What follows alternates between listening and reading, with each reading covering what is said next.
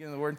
So today I want to talk about what Jesus was doing after the resurrection. Wasn't Easter just so much fun? It was so great just to see people coming and worshiping. I know that there's a Christmas Eve and an Easter crowd that come like that, but my hope is really even for those people, not an angle of frustration, but just an angle of genuine desire for them to hear the gospel, and over time that God might win their hearts over and that they would just devote themselves to Jesus. And so that's my prayer.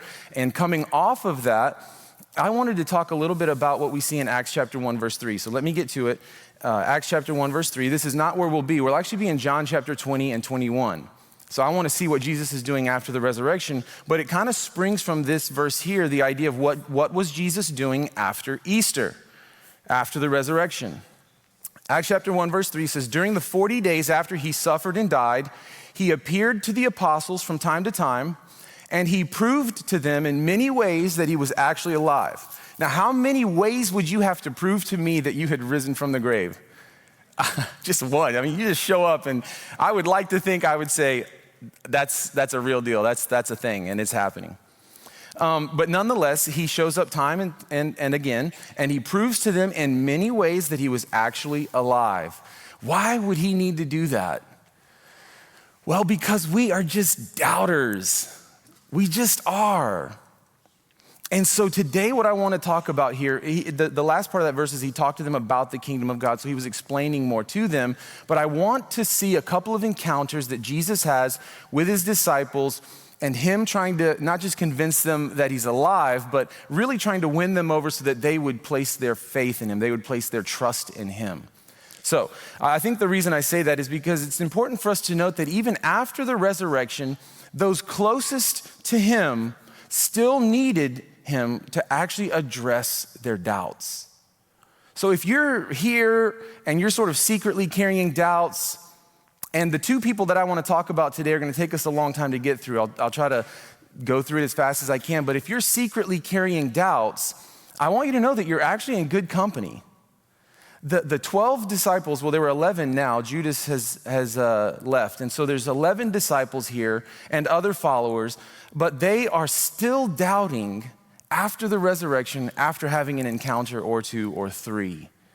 And so what I want to do is just encourage us that doubt really isn't something to suppress. It's something to draw out and to wrestle with. And then I would say not only just wrestle with the Lord, but actually do that in community, which is another point I'm going to make here in just a little bit.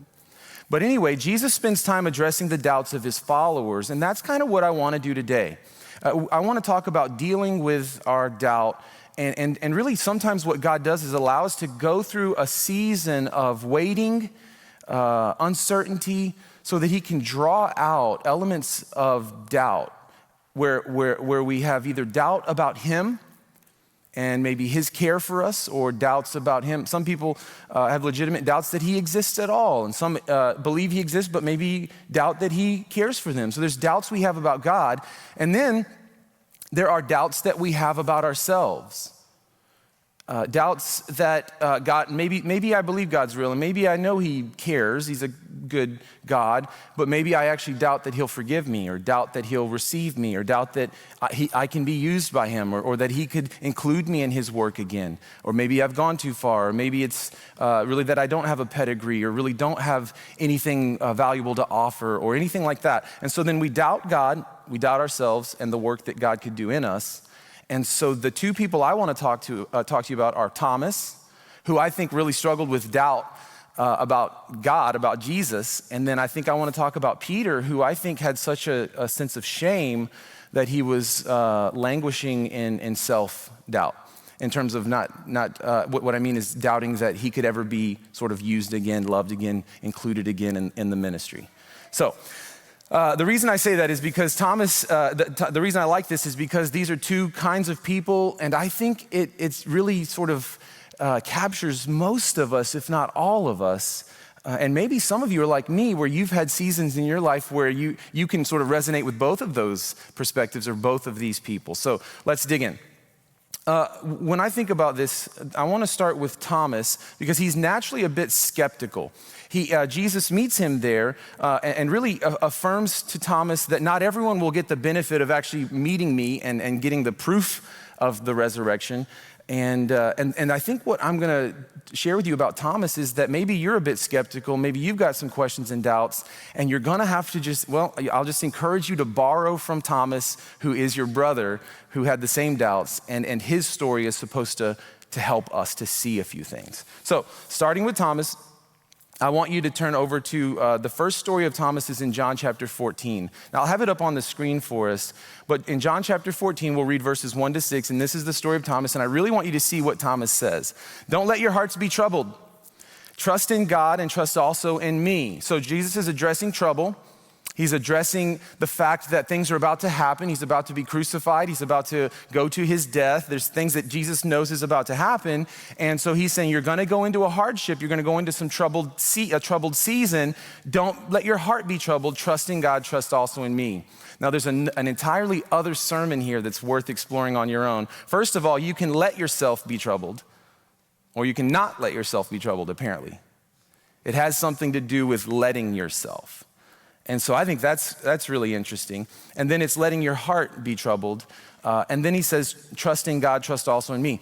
Don't be troubled, I'm gonna fix it. That's not what he says. Don't be troubled, you'll never have to go through that again. That's not what he says. I could go on with maybe a list of things that would sound like real and genuine help when I'm in a time of trouble. And yet what he says is, don't let your heart be troubled, trust me. You're just gonna need to trust me. Just an entirely other message here. But I think that's the part, or that's an issue with Thomas, even though he wants to believe that his issues are just a matter of logic, his issues are just a matter of intellect. The truth is, he's having trouble trusting. Let's keep tracking. So John chapter 14, verse 2. So don't let your hearts be troubled, trust in God, trust also in me. And then in that second verse, he says, there's more than enough room in my Father's home. If it were not so, I would have told you, would I have told you that I'm going to prepare a place for you? When everything is ready, I will come and get you so that you will always be with me where I am, and you know the way where I am going. Now, this is what I love. Look at verse 5. No, we don't know the way, Lord. I just love it. You know, how straightforward he is. No, we don't know the way. I guess maybe interrupting Jesus. This is like a really famous passage here, where Jesus is giving some teaching, and Thomas just has no qualms saying, correction, false. We do not know the way that you are going, Lord. Thomas says, we have no idea where you are going. How can we know the way? So we don't know where you're going, so how can we know the way? Thomas thinks that unless he knows the destination, unless he knows where we're going, that he just cannot know the way to get there. According to Thomas, if God doesn't tell him the future, then he doesn't know which way to go in the present. He's just at a complete loss for what to do because you didn't tell me where you're going and where we're going. He's stuck unless Jesus tells him the way and tells him the truth. And Jesus, in that context, says in verse 6, Jesus told him, I am the way, I am the truth, and I am the life. No one can come to the Father except through me. Now, what Jesus is saying in the context of this passage is, I'm going to the Father. That's where I'm going. And Thomas says, we don't know how to get there. And Jesus says, well, if you want to know how to get there, I'm the way. And I'm the truth, and I'm the life. Now, a lot of times when many of us who have memorized John chapter 14, verse 6, we reduce that statement that Jesus makes, I am the way, the truth, and the life, and no one comes to the Father except by me. We reduce that statement to mean, most of us think it only just means that Jesus is saying he's the only way to God. And I think, what that means, in other words, is that Jesus is the only way to have a relationship with God, and unless you believe in Jesus and embrace him as Lord, embrace him as Savior, you will not live with God forever. You will not go to heaven. I agree with that. But in the context here, what Jesus is saying to Thomas is meant to console him as they go through upcoming troubled times. Don't let your heart be troubled. I'm going to the Father. Well, we don't know how to get there. We don't know what that means. And Jesus says, well, now I'm the way, I'm the truth, and I'm the life. And no one's going to follow me to the Father unless they follow me, unless they go through me. So on the one hand, it is a statement of exclusivity. No one can come to the Father except through Jesus. But it's not just talking about how to get saved or how to go to heaven. It's talking about something that would be relevant for us right now in the troubled times that these disciples are going to experience, and something that would be relevant for us to realize even right now. So I think what I'm getting at here is that if you're asking, well, which way do I go and what am I supposed to do? Jesus answers with a comforting truth that you can trust me. I'm going to the Father, and if you want to know the way, you just need to follow me. The way is me. I'm the way. Not every other detail, not every other stop along the way, not the actual path you're taking. The way to the Father is simply to follow Jesus. That's it. And that's what he means when he says, I'm the way. Which way do we go? You just go where I'm going. That's it. You just follow me. I'm the way. Wherever I go, that's the way you go. If I want to stay, that's where you stay. If I need to say something, that's what I want you to say. I'm the way. And so you don't actually need to know the path. You don't actually need to know what highway you're going to take. You don't actually need to know what job you're going to have when you grow up, or you don't actually need to know who you're going to marry, or you don't actually need to know every single detail about your life for you to start walking in the way. What's the way? Jesus. Jesus says, I'm the way.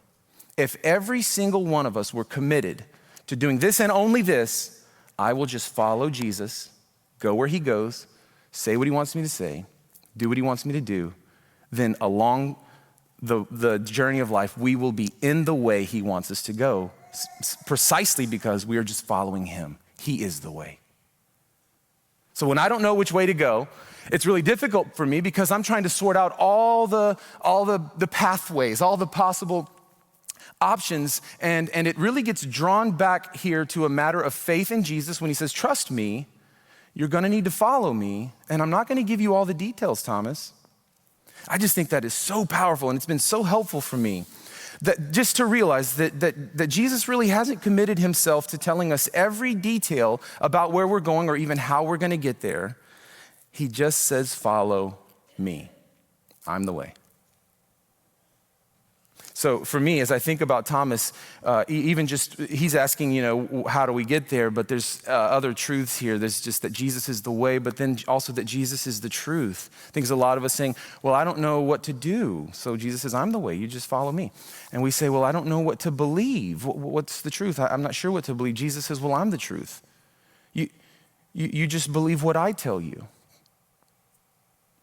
And what Jesus is revealing to Thomas about the truth is that simply he's lacking in trust when it comes to following Jesus. He's not lacking in facts, right? I think because a lot of us may be intellectual, we feel like the problem is I'm lacking facts. There's maybe some details I need to know, and I could just make a decision if I had all the facts. And when it comes to following God, unfortunately, I think for some, we think that it's a matter of not having enough facts. In other words, we don't have enough evidence. There isn't enough scientific proof and those kinds of things.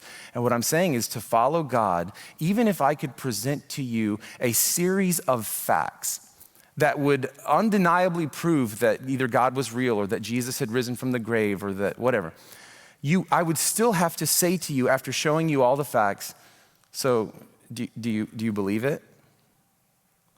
And you'd have to say, I just don't know. Or you'd have to say, yeah, that sounds true. You still have a step of faith to take, even after you get all the facts. And so I guess I'm trying to challenge those who are like Thomas who say, no, I need all the facts. It's an intellectual thing for me. It's really not an emotional thing. I don't really want it to be like that. I just need proof and I need evidence. I lean towards the realism, the realist side, and so for me, what I'm trying to address is that, even if I could satisfy that for you, I'd still have to call you as a friend to take a step of faith and just believe that those facts line up to prove that God does in fact exist, and that he does in fact care, and that Jesus died and was resurrected and is now king over the universe. You just still have to take a step of faith. Do you see that? I think that's important for Thomas. and his brothers and sisters, whoever we are. Well, I think there's another time we see Thomas where he's doubting, and it's in John chapter 20. Now, this is post-resurrection. I just needed you to see that this is actually a trend for Thomas. This is a pattern for Thomas. Now we get to post-resurrection, and you would think that Thomas has resolved all of his doubts because Jesus just told him, hey, I'm the way, I'm the truth, I'm the life. You just follow me, and you're going to be going right down the path you're supposed to be going down. And Thomas is still struggling. Look at this. So, John chapter 20, we're in verse 24. Now Thomas, one of the 12, called the twin, was not with them when Jesus came, so the other disciples told him, we have seen the Lord. But he said to them, unless I see his hands in the mark of the nails and place my finger into the mark of the nails and place my hand into his side, I will never believe. What's Thomas need? Same proof, same thing he needed before. I'm having a hard time. Your best friends, Thomas, your 11 best friends that you guys have been on a 3.5-year camping trip with in ministry with Jesus. You guys have been traveling. You've trusted each other. You know what each other's morning breath smells like, for goodness sake. I mean, you guys have been together. Your best friends tell you unanimously, we saw Jesus. And he says, unless I see him, I don't believe. Does he really need facts? He's lacking in faith. Does he really need logic? Is logic going to win the day? The truth is, he needs love. I think what Thomas is looking for here and what he's struggling with is the fact that he doesn't trust. He doesn't trust his own friends. Thomas needs, like I said earlier, maybe he needs scientific proof or he isn't going to believe. You know, maybe Thomas is demanding that before he follows Jesus or before he follows his friends into following Jesus, that he's going to demand that all of his questions and objections get resolved, or else I'm not going to follow Jesus. It's a great way to stiff arm your Christian friends who are trying to get you to just trust them and to trust God, is to just say, well, I don't really have all the facts. And really, I have a few questions that are so complicated, no one can answer them, so I'll leverage that, and then I'm off the hook. And what I'm saying is it's not an intellectual issue. But God's not anti-intellectual, though. In other words, what they say to Thomas, what Jesus says to Thomas is, I need you to believe. You're going to see that encounter in just a second. But there is another place in the Bible where Jesus says to people who are listening, if you don't believe me, then you go and study the scriptures, study the Bible, and you see if they don't speak about me. So Jesus is not saying don't study. He's not saying don't try to get to the bottom of it. He's not saying don't use your brain. He's just saying, I think what we're going to learn too is that it doesn't start and end there. At the end of the day, you're going to have to take a step of faith. And I'm calling you to do that. If your objections have been along the lines of Thomas's objections, I'm just encouraging you, take a step of faith. It's risky because it involves trust. But what step of trust? Relational trust isn't risky. And maybe that's part of the problem. But I'm encouraging you to see that. He says, I'm never going to believe unless I see it for myself. Well, Jesus is accommodating for Thomas because he knows that there's going to be many, many people like Thomas. And so if you're like Thomas in any way, then maybe you can at least listen to this story. The rest of it, this account really, in John chapter 20, the rest of it is in verse 26. 8 days later, his disciples were inside again. This is a second encounter now, but Thomas is there this time. Thomas was with them. And although the doors were locked, Jesus came and stood among them and said, peace be with you. You don't say peace be with you when you show up in the middle of a room where all the doors were locked. I mean, you know, clearly that's a little alarming, a little frightening. But Jesus shows up and he gives a usual greeting, and it's a greeting that I'm here in peace. I intend no harm. I can walk through doors and walls, and that's just, you know, nothing to that. Don't be afraid is what Jesus says. I'm here. And then he looks to Thomas and he says to Thomas, put your finger here and see my hands, and put out your hand and place it in my side. He says right here, do not disbelieve, but believe. Believe, Thomas. You don't really need to go and study. You really don't need to resolve all your questions. You do have doubts, and I'm not saying just to suppress them or ignore them. What I am saying, though, and is what I think Jesus is saying, is The real issue at the core is a matter of trust. That's what faith is. Faith and trust are the same Greek root word. We're just having trouble with that. And I'm encouraging you, if that's your issue, to take that step of faith and do what Jesus is calling Thomas to do. Believe. Jesus is clearly not going to reveal himself tangibly to every single person who demands that for the last 2,000 years. He's not going to do that. So there's a part of me that just sort of wants to relate to you and say, I understand that may be your preference, and I understand that may be a hang-up. But I think we've got to be sort of real about that and acknowledge that he's not going to tangibly show up and give you undeniable, tangible proof by just showing up in your room and letting you touch his nails and prints in his hand. He's not going to do this for everybody. And Jesus acknowledges that at the end of this statement here where he says, don't disbelieve, but believe. And then Thomas says, my Lord and my God. And Jesus said, have you believed because you've seen me? Blessed are those who have not seen and yet have believed. What Jesus is saying is, you get the benefit of actually having some tangible proof here, Thomas. And I'm going to make sure that that's recorded for everyone else who needs tangible proof. But they're just going to have to believe. They're going to have to tap into this. So I think for us, I want to encourage you that way if you're doubting. If your doubts pertain to sort of an intellectual side or pertain to what you feel like are just objections, and maybe there's doubts just about God himself, then I would encourage you to wrestle with those post-Easter. But the second kind that I have wrestled with, that I've wrestled with that, and I have also wrestled with Peter's kind, is a different kind of wrestling. It's a wrestling with our own shame, a sense of our own inadequacy. It's a doubt that we will ever be loved or could ever be accepted, could ever be used by God and included in some grand plan that God has, things along those lines. And so that's where Peter comes in. Can we do that? You guys ready? You still tracking with me here? Jesus is meeting with his followers, and he's one by one just helping to resolve their doubt. And post-Easter, for the next several weeks, I would encourage you to let him encounter you. Let him meet you there in the place where your doubts lie. John chapter 21, we were just in John 20, so this is the continuation of a theme here where Jesus is encountering his disciples and proving to them his resurrection. John chapter 21, verse 1. Later, this is a third encounter. Later, Jesus appeared again to the disciples beside the Sea of Galilee. This is how it happened. Several of the disciples were there, Simon Peter, Thomas, that's the one we just know, and he's nicknamed the twin, so he is apparently a twin brother, Nathanael from Cana in Galilee, the sons of Zebedee, that's James and John, and two other disciples. Simon Peter said, this is post-resurrection, I'm going fishing. That's great. We'll come too, they said. So they all went out into the boat, but they caught nothing all night.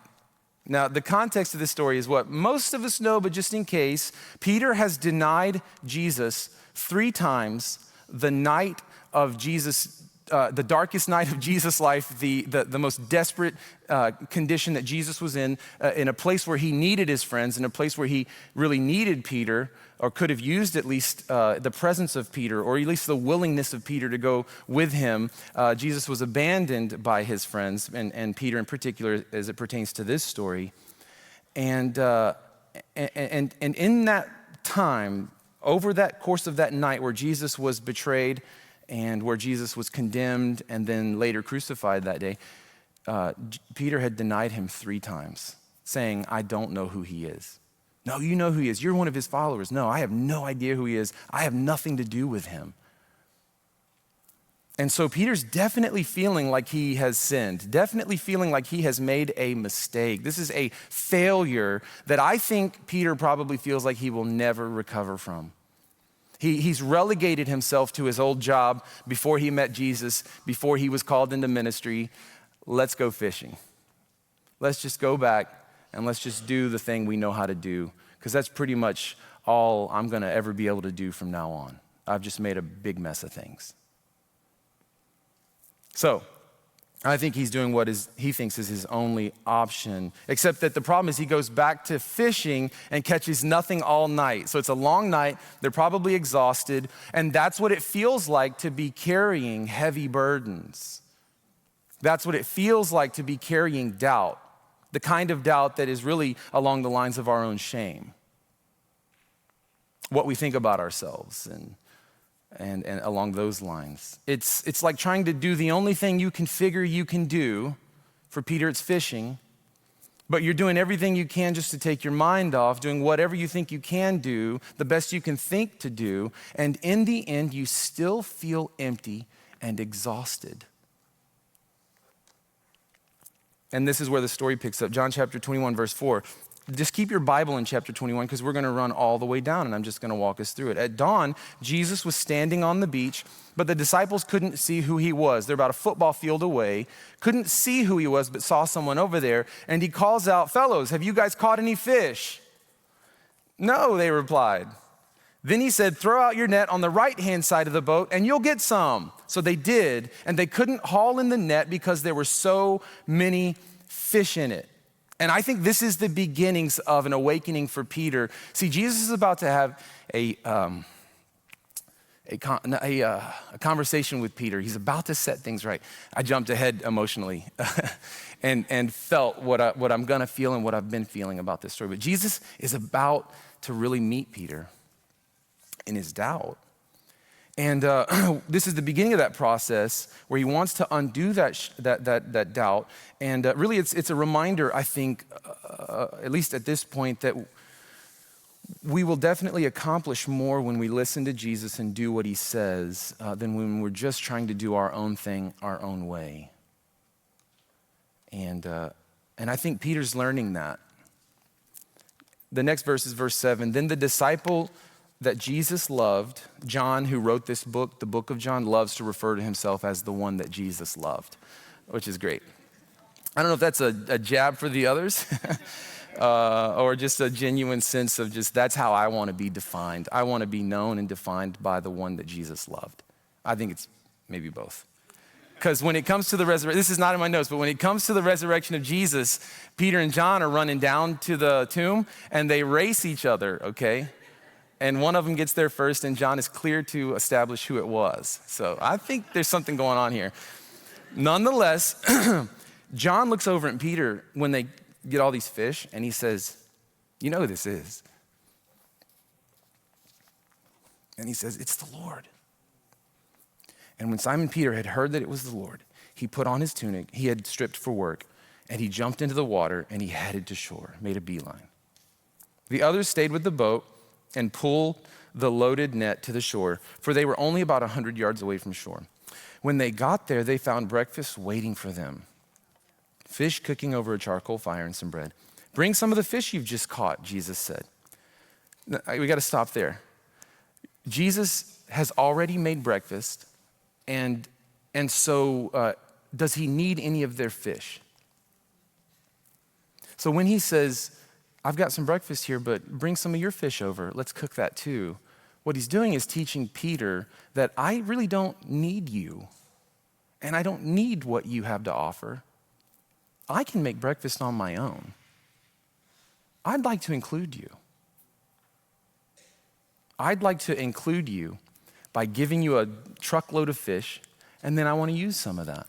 So everything you have, Peter, is what I gave you, and I'd like to use what I gave you. Isn't that just wonderful? That's the beginnings of Peter. I think this is all just sort of a progression here as Jesus is showing him, hey, you're not going to do this in your own power. You're not going to go back and just do what you think you can do, whatever you want to do. I want you to follow me. And you know what? I want you to follow me. So there's just a progression here for Peter as Jesus is extending an invitation to Peter again. I want you. I still want you. And I'd like to include you. That's just so good. Verse 11, so Simon Peter went aboard and dragged the net to shore. So he goes back out to help them. There were 153 large fish. Now, if they had just said, we caught a bunch of fish, everyone knows what that means when men say that. It's an exaggeration. We all know that. So they counted them to make sure that everyone actually believed their story. We caught 153 fish. Not one or less, more or less than that. Large fish. Now that part I don't believe. There were 153 large fish. Right, that's not all the small ones that we caught. Isn't that great? Yeah, this big, right. I just love it, guys. There's such good detail here. Jesus says, okay, now come and have some breakfast, guys. And none of the disciples dared ask him, who are you? They knew it was the Lord. Then Jesus served them the bread and the fish. Another lesson Peter's learning here when it pertains to his doubts, too, is not just that Jesus wants him and wants to include him, but this, that no one has ever served Jesus that wasn't first served by Jesus. No one can serve others until they've been refreshed and sustained by Jesus themselves. Peter, I want you, but you're gonna need to let me serve you. See, what we do when we make a mistake is we feel like we need to make up for it. So what Peter would have done is run up to the shore. How can I help? What can I do? Inside, I just feel so guilty, and there's something I got to do, and I want to show that I'm good, and that I love you. And Jesus is saying, why don't you guys just have a seat, and I'd like to just serve you. Oh, it's so good. It's so rich. I think doubting and discouraged Peter is learning that Jesus wants him, that Jesus has the power to provide more than he can provide for himself. And even when he gets to shore, he's learning that Jesus is there, inviting him to breakfast and serving him a plate of food. And John 21, verse 14 says, this was the third time that Jesus had appeared to his disciples since he had been raised from the dead. Jesus really is about to unlock some of the shame and guilt, but some of the shame and guilt that Peter is carrying. And actually, most of our resistance to God is rooted in either pride, like Thomas and Peter, really both, and shame, like maybe with Thomas and Peter. But it's really rooted in those elements for us. And we see that in Thomas, and we see that also in Peter. We're doubting really because of our pride, refusing to believe until someone can maybe prove it to us, as though we require that. And then we're doubting also because of our shame until someone can actually unlock that source of shame and sort of remedy that sense we have. So Peter was, I think, ashamed that he had denied Jesus 3 times, like I told you. So Jesus is going to ask him a question. And it's the same question, and he's going to ask him 3 times. And I think in that moment, Peter is going to realize that Jesus is addressing the very point of shame that keeps him from believing. That keeps him in a state of doubt. So John chapter 21, verse 15 to 17 says, after breakfast, Jesus asked Simon Peter, Simon, son of John, do you love me more than these do? Yes, Lord. I would have maybe nuanced that. I do love you. I don't know if I love you more than, but at least as much as everyone else. I would have tried to maybe show some emotional intelligence. Peter has none. Yes, I love you more than all these guys.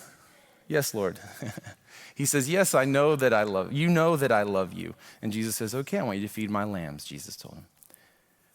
I don't know how long it lasted or how long of a gap there was. And Jesus says, Peter, Simon, son of John, do you love me? Yes, Lord. Peter said, you know I love you. I want you to take care of my sheep.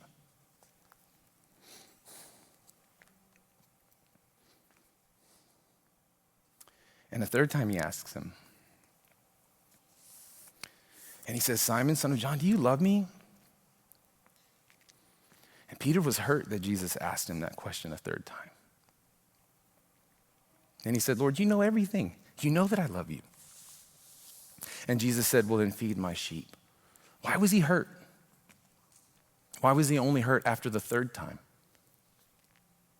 Because in that third time, it must have dawned on him that Jesus was relating to his 3 times of denying. What Jesus does in this moment is gently touch on the source of his shame. And I think what I want for us to realize is that Jesus really was opening up an infected wound, not to cause pain, but like any doctor would, but to bring healing. And so your shame and your hurts, like mine, are really sort of hitting on the same thing, that we feel maybe worthless or unloved, or we feel powerless, or we feel insignificant, or all the other things, whatever it is that really strikes you at your core. And it hurts, but it hurts because we feel shame about that. And we're never going to heal really until Jesus touches those places that hurt and begins to speak to and address those sources of shame. Has Jesus ever really spoken to you about the reason that you doubt him? Maybe you've never followed Jesus and you have significant doubts. Have you ever talked to God about that? Maybe you've been following Jesus for a long time and he's been asking you to do something, asking you to follow him, asking you to make a move relationally or make a move occupationally or something. But there's something inside of you that you know he might be talking to you about, but you're not quite sure. And there's an element of doubt. Has Jesus ever tried to point that out? Have you ever really wrestled with that? And I think if it feels unrelated, we have to read verse 17 again. Peter was hurt that Jesus asked the question a third time. He wasn't hurt that he asked it once, or even that he asked it twice, but on the occasion of that third time, it hurt. And it must have dawned on him, I think, that this was really a parallel. And Jesus is actually unraveling the shame by giving Peter 3 chances to affirm his love for Jesus in place of the 3 times that Peter denied him. And you know, the other thing that stands out to me about this is, did you notice it was the 3rd time that Jesus appeared to his disciples? Those other 2 times, the first and the second time, Peter was there. Peter's in the room. There are 3 encounters with Jesus, and Jesus waits till the 3rd. Now, he's not gonna wait till the 10th or the 11th. I mean, I think the point we can draw from that is Jesus is not overwhelmed with angst to correct everybody when he knows that there's doubt, when he knows that there's issues. I don't have Kleenexes and I don't have water. Sorry, guys. But Jesus is not overwhelmed. He's taking his time. You know? He's not sort of scared or riddled with angst because maybe somebody has doubt. He's patient. He hangs out with them a couple of times. Sort of gives Peter the impression that maybe things are okay enough for Peter to realize it's Jesus on the shore and go, well, I want to be there with him. Jesus has demonstrated to Peter at least 2 times before the 3rd encounter, I want to be around you. I'm not embarrassed of you. I'm not ashamed by you. I think they both kind of probably know that each other knows what Peter did. And yet Jesus has made him to feel loved and accepted amid his own doubt. And it's not until the 3rd encounter, after Jesus has affirmed his love, that Jesus is able to actually then, having sort of established a bit of rapport and trust with Peter, hey, I want to talk to you about something. And what I want to talk to you about, is actually in the context of our love. I love you, and I've been with you, I've seen you a couple of times, and I'm not ashamed or embarrassed of you, but there is something I want to talk about. I just love the disposition of Jesus here. And I think sometimes what it draws out for me is maybe a side note, but just the fact that Jesus doesn't rush the process with Peter. He doesn't try to get Peter to acknowledge what he did the first time he sees him. He's not sort of angst-ridden about the thing that Peter has done. He's selfless. He's not selfish and self-interested, like, I just need to make this right, and they need to make this right. He's others interested. He's interested actually not in just being right and getting Peter to acknowledge something. He's actually interested in Peter being healed and restored. His interest really truly is in Peter. I just love that. And so for me, I think what I see is just that Jesus is not wanting to make Peter pay for his betrayal. He's actually addressing his shame for Peter's sake, out of love for Peter, which he's already demonstrated by just being patient. The lack of angst and the patient delay is really to just demonstrate his love. And I think it shows an interest in Peter, not just himself. And Jesus had recently endured the darkest night of his soul at the crucifixion and then being buried.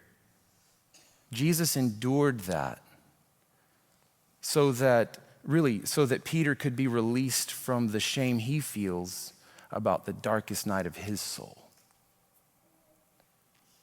And Jesus really isn't here to make Peter pay for anything he's done. He's here to set Peter free. He's here to remove Peter's doubt, to affirm his love, and something even more wonderful beyond that, to affirm his call and to invite him back into ministry. Isn't that good? A fresh calling to follow me. What mercy and grace we see here to the doubter. Jesus affirms Peter as his follower, gives him a fresh invitation to join him, and he says that by saying, follow me. That's John 21, verse 18. We're still the same chapter. I tell you the truth, when you were young, you were able to do as you liked. You dressed yourself and went wherever you wanted to go, but when you are old, you will stretch out your hands, and others will dress you and take you where you don't want to go. Jesus said this to let him know what kind of death he would glorify God. So I'm calling you back into ministry. You're gonna follow me, and you're going to follow me until the day you die. He just gives him some affirmation there. And then Jesus told him, follow me. For me, there's just something powerful here about Jesus going further than just forgiving Peter. You're good, we're good. Okay, now you may leave. He says, I forgive you. And as an extension of forgiveness, I'm including a call to follow me. I'm giving you a sense of purpose in that. Jesus is sharing not just his love, but even his calling and a sense of purpose with Peter. Thank you, brother. Someone's brought a Kleenex for me, which I may actually use here in a second. Thank you. Peter discovers that fresh calling and has a job for Peter to do. One of the sweetest ways that Jesus removes our doubt sometimes is just by reaffirming his love. Every now and then, one of the sweetest ways that he affirms his call, shows and removes our doubt is just by affirming that call. Like, I still want you. I still want to include you. And I think that's because, again, this is not for everyone. Maybe you're Thomas, maybe you're Peter. I'm just sharing something here about two followers in particular that were doubting. And maybe you're like Peter, but maybe you feel a bit washed up. Maybe you feel unforgivable, unusable. Maybe you feel a bit rejected or overlooked. Maybe you feel like damaged goods. I don't know, all the things any of us might feel. And the invitation today is really the same as it was for Peter. I want you to follow me. I'm inviting you. I want you to be close to me. And that goes a long way in undoing our doubts when we can just take a step of faith and believe that he means it when he says, I want you to follow me. Man, that's just so good. I'm asking you to consider letting go of your doubts and following Jesus. There's something else I think that keeps us from following Jesus that I think adds to our doubt, and that's in verse 20. While you flip over to verse 20, I'm going to take a Kleenex here. And I want you to see in 20 something that I think stood out to me. Peter turned around and saw behind him the disciple that Jesus loved. So Jesus just has this wonderful conversation with Peter and reaffirms him. And then Peter turns around and sees John, the one who leaned over to Jesus during supper and asked, Lord, who will betray you? See, Peter's still trying to wrestle with that sense of shame. I betrayed Jesus. I turn around and I see the guy who asked Jesus who's going to betray you. And it's all sort of tied here. Peter's trapped in comparison. This guy was asking Jesus who's going to betray him. He didn't do anything wrong. I'm the one who actually ended up betraying him. So there's still a sense of shame, and I think what happens to us is even after we get affirmation from the Lord, we're still caught in comparison. We're still caught looking at the other guy.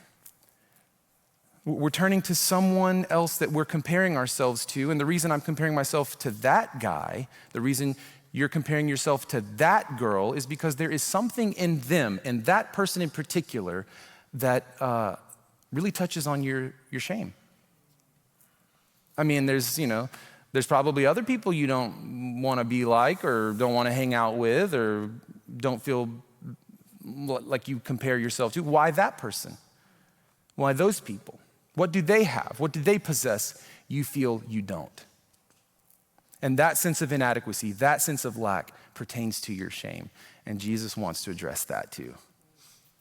So this comparison game is just where we can't get past our feelings of inadequacy, and it shows in our constant comparisons. Peter's doubt was rooted in shame. And I think that's what Jesus wants us to, it's rooted in constant comparison, and Jesus wants to free us from that. And so what if someone else does it better? So what if someone else hasn't made the same mistakes that you've made? So what if someone else has something that you want? So what if someone else's life takes a different track than yours? So what if someone else's life is easier than yours and this other guy's life is harder than yours? Jesus sets Peter free by saying to him, this is John chapter 20 and verse 21. Peter looks at the one and says to John, just as verse 21, Peter asked Jesus, what about him, Lord? And Jesus says, if I want him to remain alive until I return, if I want him to just thrive and never die, Peter, what does that have to do with you? Follow me. I can't follow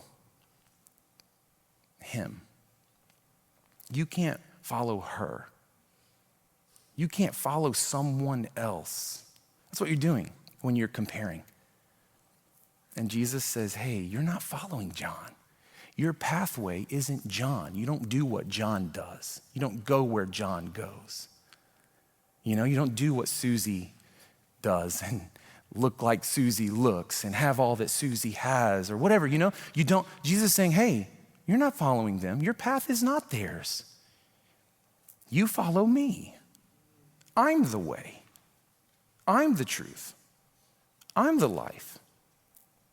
I am what you're looking for.